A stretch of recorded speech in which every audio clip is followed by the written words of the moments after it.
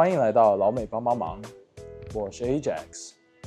这是一档记录我和朋友们聊天的节目。在这档节目里，我将会去采访我在美国的朋友们和他们的父母，听一听他们在美国生活的经历和观点。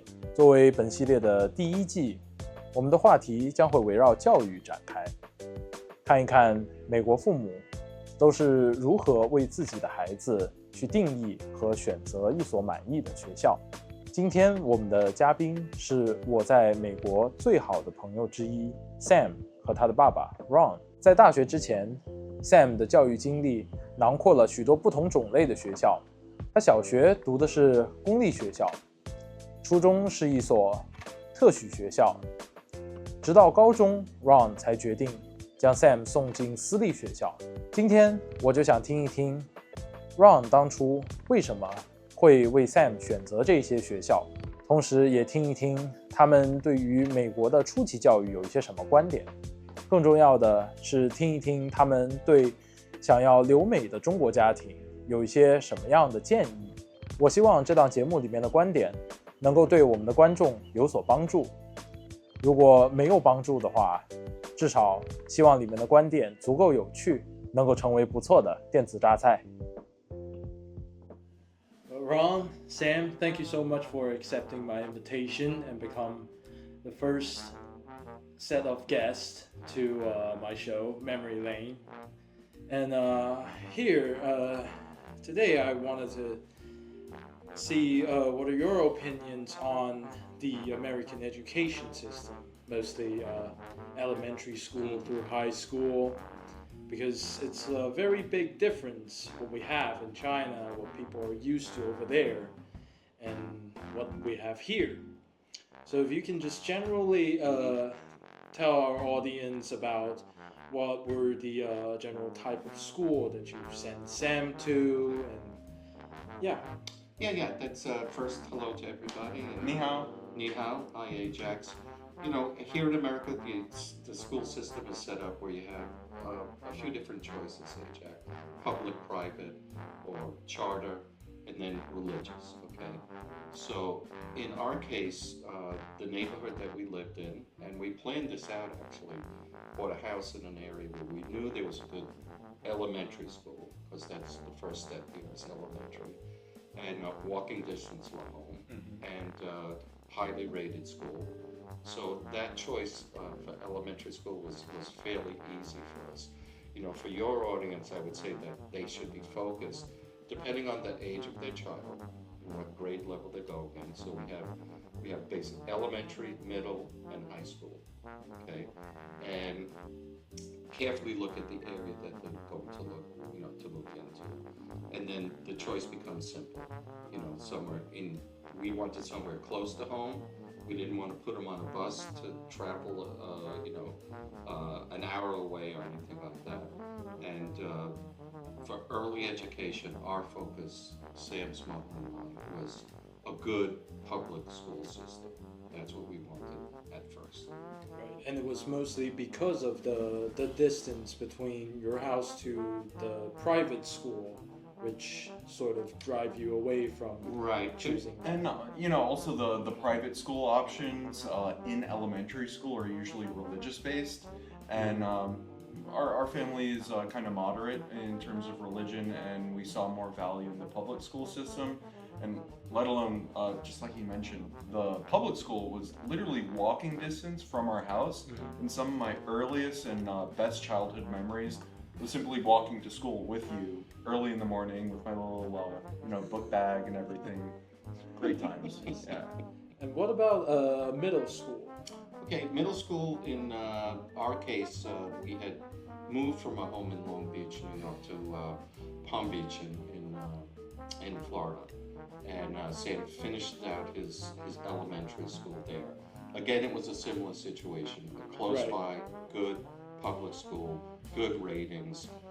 We talked to our neighbors in the area, who sent their kids there. We looked at private school options, and we were very happy with the.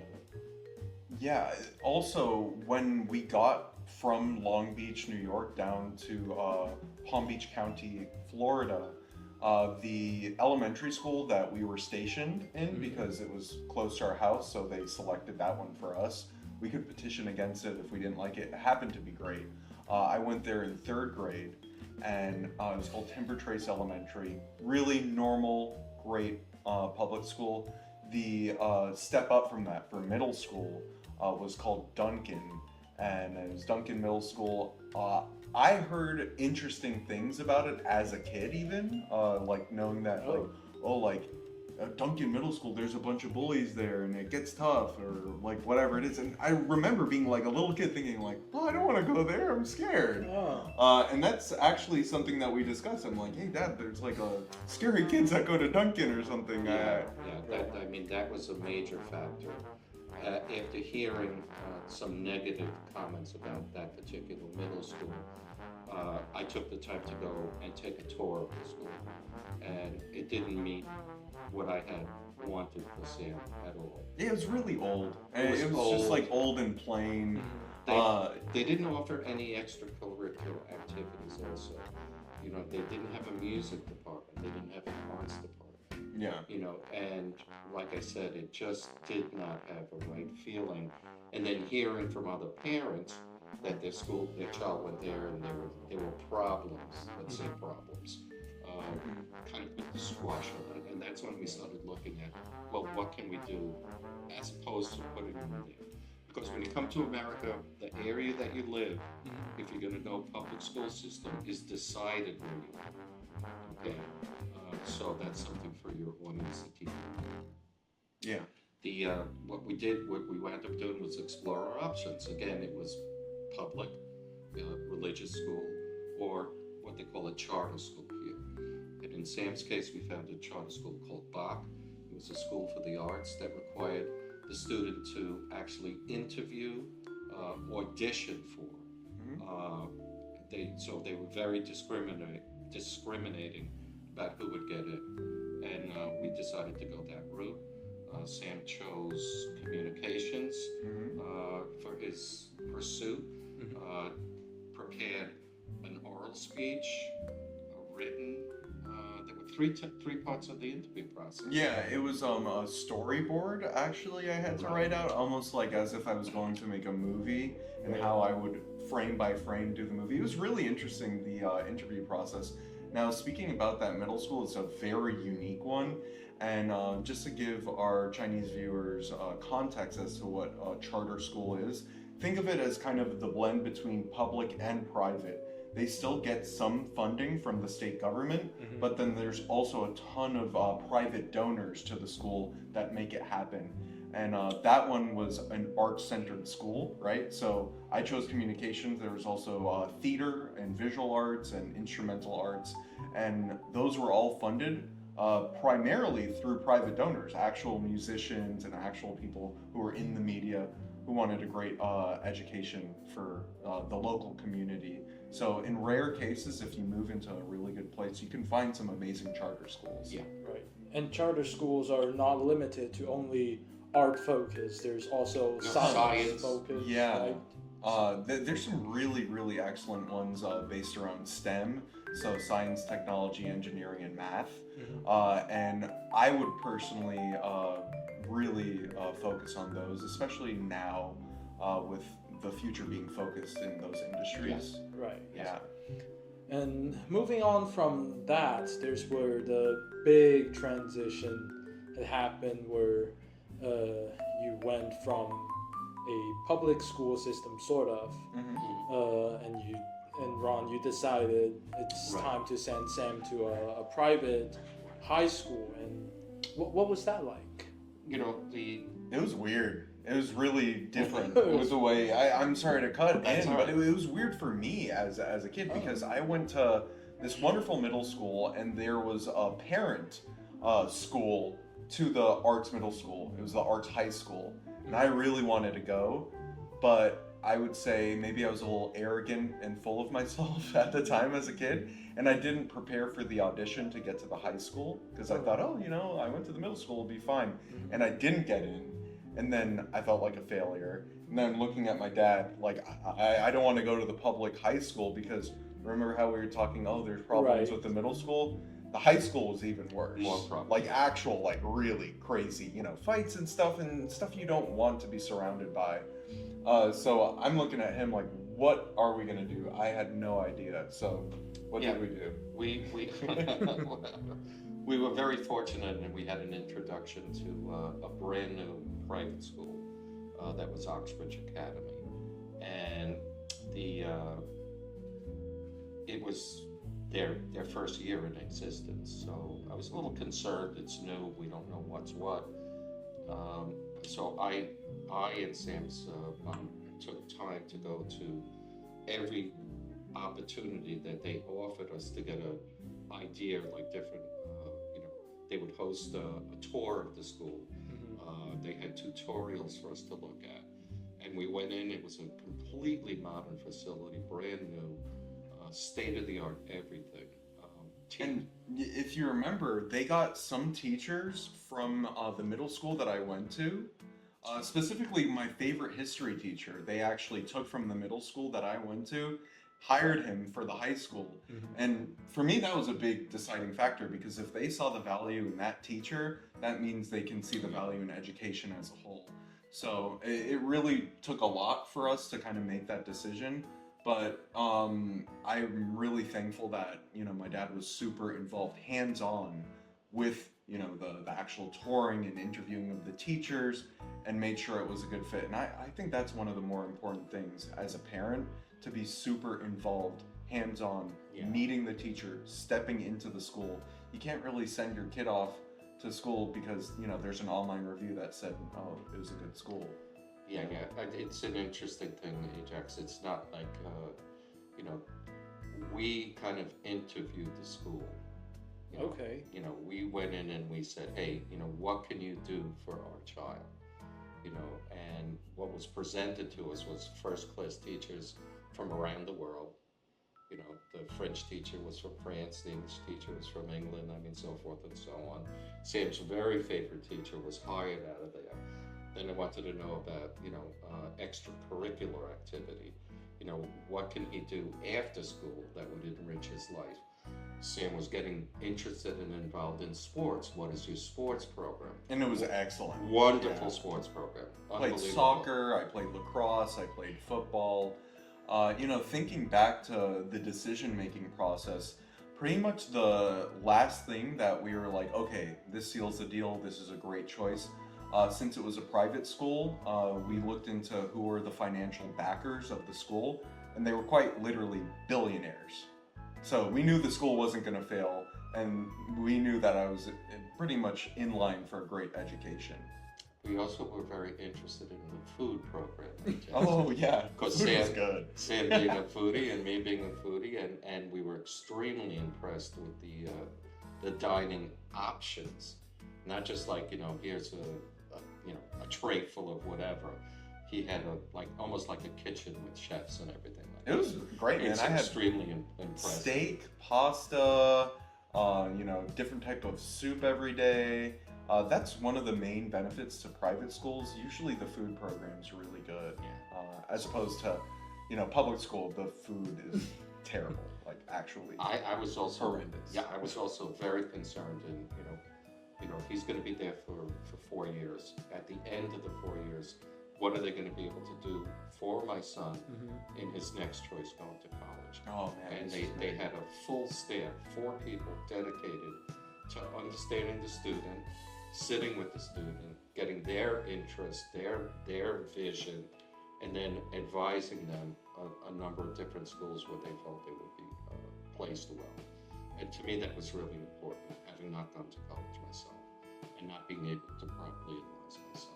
Yeah, thinking back on it, that was one of the most important things about that school, because yes, the education was great sports program, but why do you go to high school? To eventually go to college and get a job. Right. So when I was introduced to, it was like I forgot the actual name of it, but it was basically like a college coaching program. Okay. Yeah, they asked me a bunch of questions, got a feel for what I'm like, and that's why I actually got to go to High Point University. They wrote me a personal recommendation. I got a wonderful scholarship thanks to that, And then with all my years at High Point, that's actually how I met you, Ajax. Yes, yeah. exactly. Yeah, people might not know that. Yeah, and you were saying, did you already learn something about the college coaching program when you guys? Yeah, it was one of the things that they were kind of like saying, oh, this is what we have in store for you in the future. Because they presented everything that they currently have. Wonderful food, great sports program, great classes. And when it's time for you to go to college, we understand it's the first year, we'll actually have a college coaching program. And yeah. So that is definitely something that parents should be on the lookout for. Yeah, any type of a college guidance program that's integrated into the school system, because obviously colleges make a lot of money based off of who goes to the school, and certain schools, high schools specifically, have ties to certain colleges. So if a parent can research that, there's a good chance that your child will be preferred over someone who isn't so-called in the network or knows the person who knows the person. Yeah. Perfect. Ron, what are some other criteria or any recommendation that you would recommend our audience to on the lookout when they are prospecting schools, or any questions they should be asking the schools when they are interviewing with the school? Right, okay. So, it was very different when, Sam is 27 years old. It's very different today. And the wealth of information on the internet is amazing. So I would suggest that the prospective people coming here and putting their child in the system do a full study on the internet of their specific location and the schools involved there. Once again, it's a lot depends on the area that they're going to move into, Ajax, and what's available to them there. Public school, middle school, I believe that that's a time where you can kick back and relax a little bit. Let your child socialize, let them have some fun, require them to bring home good grades and everything. But my focus, and I believe it was the correct thing in Sam's case, was to really put my time and effort into where his high school education was going to be. And, like Sam had said previously, there are plenty of good public high schools. There are. And, but for us, the better path was private school. And, the time and effort we put in was well worth the final result of Sam's education. Sam came out of high school fully prepared to go to college. I mean, I've been telling him since he can remember, you're going to college and you're going to bring home good grades. That was the deal. And I witnessed, in my generation, let's say, kids in public school not really being prepared and getting into college, and not it's just too much for them. Sam walked in there, he understood how to take notes, he understood how to listen to what the teacher was guiding him through. A good teacher's gonna really specify what they want you to learn. And if you learn how to listen and take good notes, you're gonna do well. With that, really, you're gonna do well. And that's exactly how Sam walked in. And I was tremendously impressed. I remember his first year, he made Dean's List. That's the highest level he made Dean's List his first 4 semesters in a row. And here's someone I watched him as his progression. His handwriting wasn't too great. His note-taking wasn't. And then by the time he's done in high school, I'm looking at what he's bringing home from college. Well, he wasn't bringing home. I was going to visit him, but he'd come home on vacations and whatever. And organized and professional looking. Yep. And the, for as a parent, I could have been more pleased. And it sounds like you are heavily involved in Sam's education, sort of after middle school. the early part, elementary school, middle school was more of like so important. Free range. Like, So important. You know, in America we have what they call a latchkey syndrome, where the parents have to work. So they go to work early, send the kid off to school. Kid will come home from school, there's no parent there. I was very fortunate that I could devote my time and attention to Sam just at the time he was entering middle school. And for me, it was like that was, you know, I didn't bring a child into this room, just let him run loose and not give him guidance and direction. So yeah, I was very, very involved, start to finish. Used to pack lunch sometimes and bring it to school to sit down and eat with him, to meet his friends, you know, things like that. When it came time to college, whatever, whenever I could be there, I was there. You know, especially when he got awards and things like that, to show my support, my appreciation for what he had accomplished. One thing, you mentioned you would pack Sam's lunch and go eat with him sometime in like middle school, high school. That was Elementary. That was when I was little. Elementary. You know, eventually, you know, you come to you know, adolescence and you become a teenager and you don't really. He doesn't want it. It was in his Yeah, it was like a little kid. It was a little. Oh, but that's interesting. That's something I don't know that you can do. Yeah, I mean, at the time, I mean, this was like the early 2000s, right? Okay. I don't really know if that's allowed now, but to my knowledge, I think it's pretty normal for like public schools to allow the parent to come on campus and have lunch with their child. Sometimes they have like extracurricular activities where like the parents can meet the other parents. It's like called the parent-teacher organization, PTO. And they organize things for the school together. One thing that I just want to make a big point to the Chinese viewers, everything that you do after school will make the entire educational system so much more better. Don't rely on the educational system to just take care of everything. So whether it be spending extra time with your kid after school, asking how the day was, helping out with homework, those things matter. And then also whatever the school has to offer, whether it be getting involved in sports programs. I mean, he helped coach some of my soccer teams when I was a kid. And those are soccer teams sponsored by the school. They needed some extra help. The coach asked the parents. He volunteered. And it meant a lot for me because it was like having an extra supporter right there for me at all times. Yeah. So there's a lot of ways for the parents to become involved here in America. The Parent-Teacher Association is one. Clubs is another. There's a variety of things that a parent that has the time can get involved with at the school system on all levels, Ajax, whether privates, you know, all of them. Yeah. I see.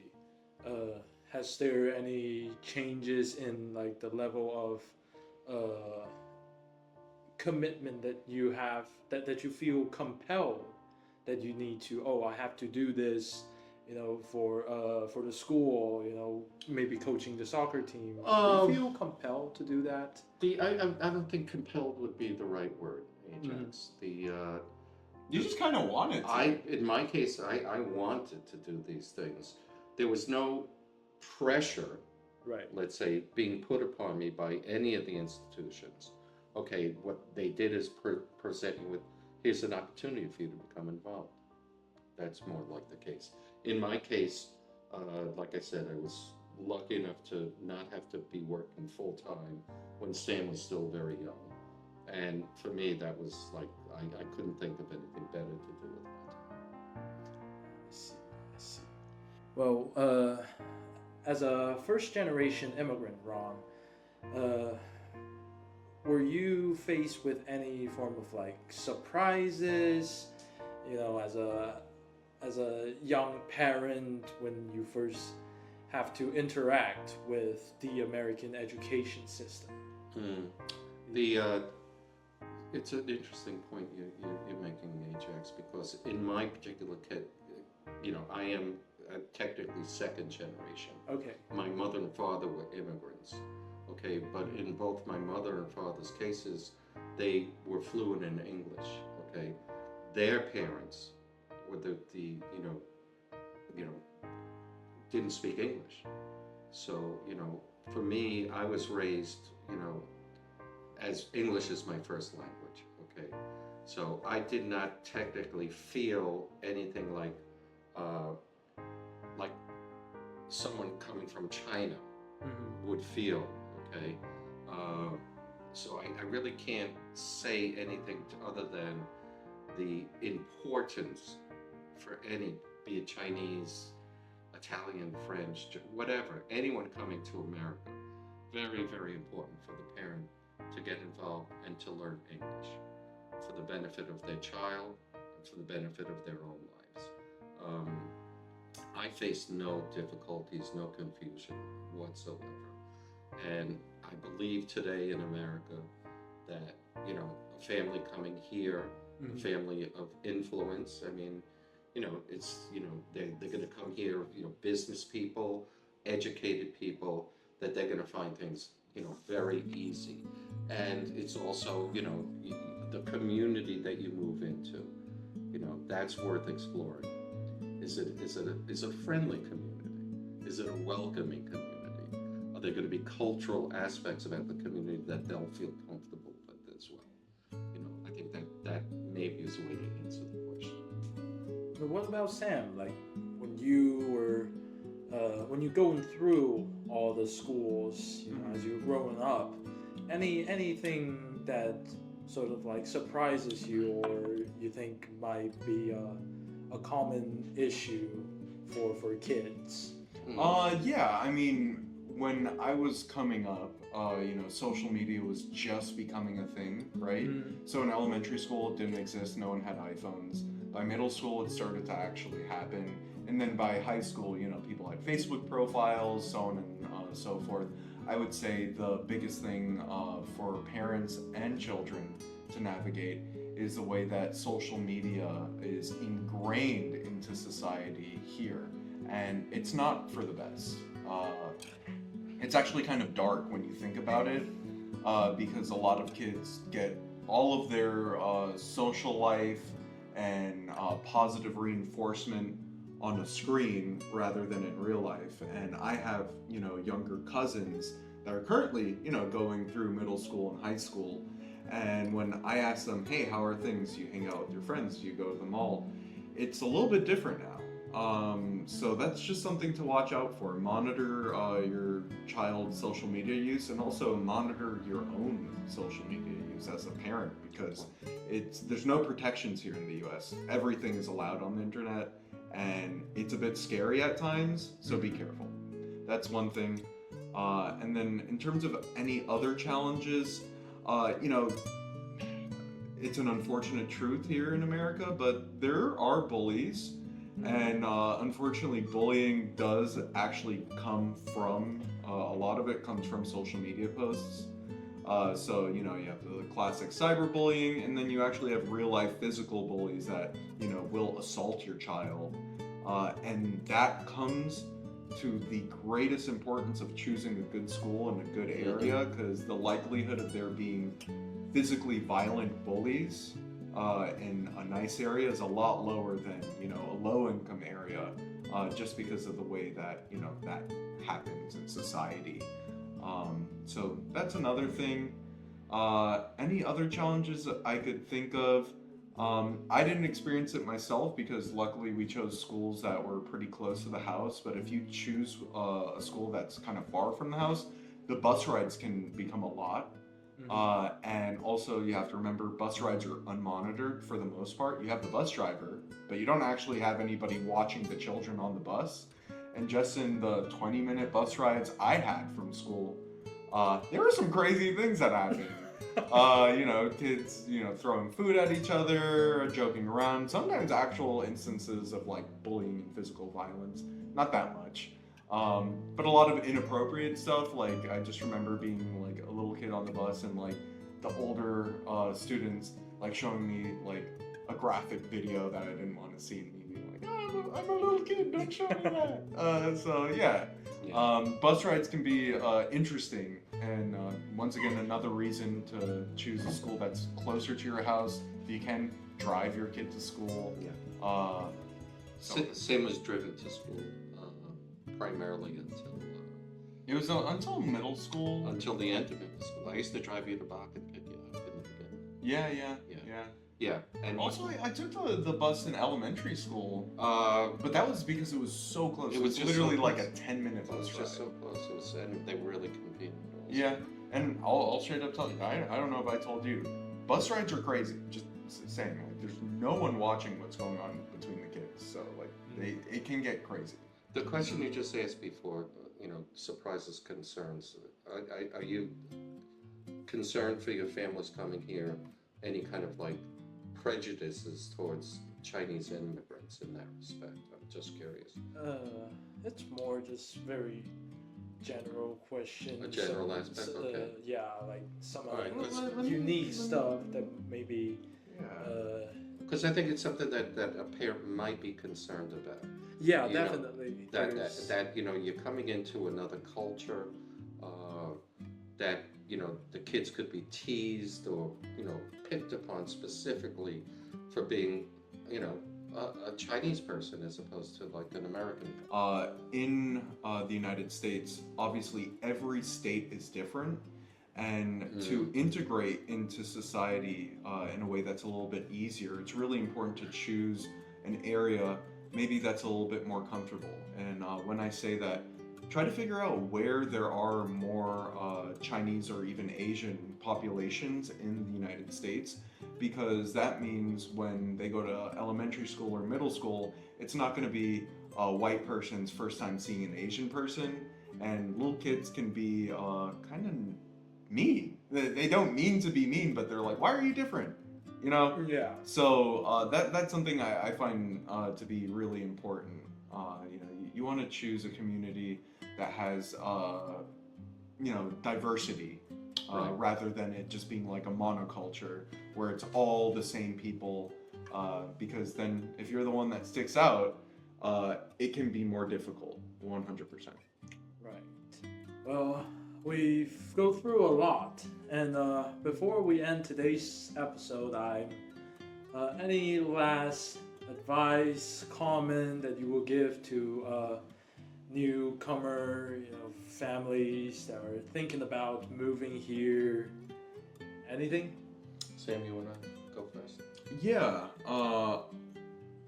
it will be a lot easier to have a hold or perfect the English language, just because the United States isn't really accommodating to any other language aside from English.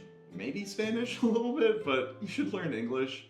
And that's not me being like, oh, you gotta learn English to live here. I could care less, but just simply like reading road signs and like navigating when your teacher sends your report card back with your grades, being able to read that and the notes. That's all very important for the parents. So definitely try to get a good hold of English, or have a really handy like translator app.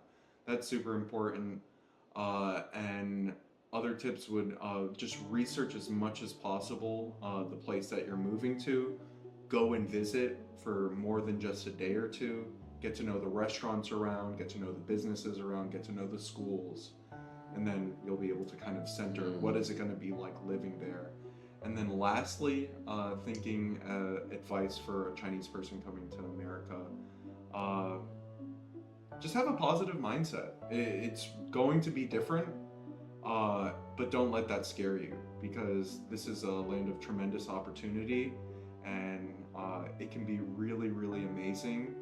So let it be that. Come in positive. Yeah. And Sam covered most of the points I would have addressed. Ajax, I would only add to keep very much an open mind. Okay, things are very, very different here politically than they are in China. Okay, and it may take some getting used to. That's true. So, basically a good study of what the political situation is here in America, understanding what, a better understanding of what democracy is as opposed to communism, and the freedoms that it allows and the problems that it causes, would be, very, very important. And I can't stress enough the importance of some command of the language, not just for yourself, but for your children as well. Yeah. Well, I guess that's all we're going to do today. We've covered a lot for our audience to look at, to think. And thank you so much, gentlemen. Thank you so much. Pleasure, Jack. Thank you.